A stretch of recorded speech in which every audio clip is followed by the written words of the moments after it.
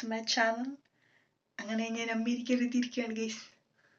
ഇവിടെ വ്യൂ കാണിക്കണമെന്ന് എനിക്ക് ആഗ്രഹമുണ്ട്, ബട്ട് ഷോ ഞാൻ വേറൊരു ക്ലിപ്പായിട്ട് അത് കാണിക്കാം. ഇവിടെ നോക്കിയൊന്നും കാണത്തില്ല. സോ ഇന്നത്തെ വീഡിയോയിൽ ഞാൻ എൻ്റെ ഫസ്റ്റ് ഫ്ലൈറ്റ് എക്സ്പീരിയൻസ് ഷെയർ ചെയ്യാമെന്ന് വിചാരിച്ചു. ഭയങ്കരമായിട്ട് കുരുങ്ങുന്നു കേട്ടോ ഇത്. അപ്പോൾ എൻ്റെ ഫസ്റ്റ് ഫ്ലൈറ്റ് എന്നുവെച്ചാൽ എൻ്റെ ആക്ച്വൽ ഫസ്റ്റ് ഫ്ലൈറ്റ് ഇല്ല, ബട്ട് എന്താ പറയുക, ഈ ബുദ്ധിയും ബോധം വന്നിട്ട് എൻ്റെ ആദ്യത്തെ ഫ്ലൈറ്റ് ആയിരുന്നു. അത് തന്നെ 3 എണ്ണം ഉണ്ടായിരുന്നു. വെറും 10-20 മണിക്കൂറുകൾ. Just matter of 20 hours. പിന്നെന്താ, ആദ്യത്തെ ഫ്ലൈറ്റ് കൊച്ചി ടു മുംബൈ ആയിരുന്നു. അത് വിസ്താര.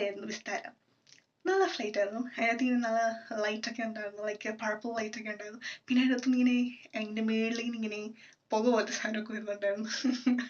പക്ഷെ അത് അവർ തന്നെ എന്താ പറയുക, അത് അപകടമൊന്നുമല്ല, ലൈക്ക് നല്ല പുകയാണ്. പിന്നെ എന്താ, അതിനകത്ത് പർപ്പിൾ ലൈറ്റ് ഒക്കെ ഉണ്ടായിരുന്നു. പിന്നെന്താ, ഫുഡൊക്കെ ഉണ്ടായിരുന്നു ഗൈസ് കൊച്ചി ടു മുംബൈ ഫ്ലൈറ്റിൽ.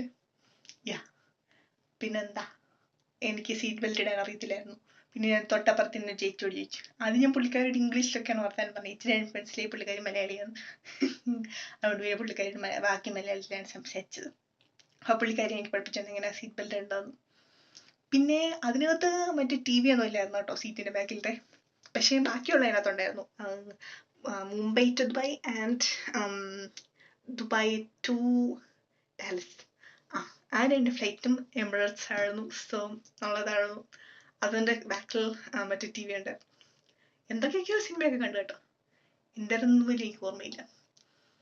പിന്നെന്താ, അത് മറ്റേ ബ്ലാങ്കറ്റൊക്കെ കിട്ടുമായിരുന്നു. പിന്നെ മറ്റേ തലേണയൊക്കെ ഉണ്ടായിരുന്നു. സോ എന്താ, എങ്ങനെയൊക്കെയോ എപ്പോഴൊക്കെയോ ഇറങ്ങിപ്പോയി. വിസ്താരിക്കാത്ത എനിക്ക് വിൻഡോ സീറ്റ് ആയിരുന്നു. സോ എനിക്ക് മറ്റേ ഞാൻ ബുക്ക് ചെയ്തൊന്നുമല്ല കേട്ടോ, അതെങ്ങനെ വന്നാണ്. മറ്റേ ഇതുണ്ടല്ലോ, മറ്റേ പ്ലെയിനിൻ്റെ ചിറക്, അതൊക്കെ കാണാൻ പറ്റി. പിന്നെ കുറച്ച് കഴിഞ്ഞപ്പോഴത്തേക്ക് ഇങ്ങനെ പൈലറ്റ് ഇങ്ങനെ പ്ലെയിനൊക്കെ ഇങ്ങനെ നൈസായിട്ട് ഇങ്ങനെ ചരിച്ചായിരുന്നു. അപ്പം ആദ്യം ഞാൻ വിചാരിച്ച് താഴെ പോകാൻ പോവാണെന്ന്. പക്ഷേ അല്ല, അപ്പോൾ ഇങ്ങനെ ചരിച്ചപ്പോഴത്തേക്ക് താഴത്തെ മൗണ്ടൻസ് ഒക്കെ കാണാൻ പറ്റി കേട്ടോ. നല്ല ഭംഗിയുണ്ടായിരുന്നു ഏരിയൽ വ്യൂ.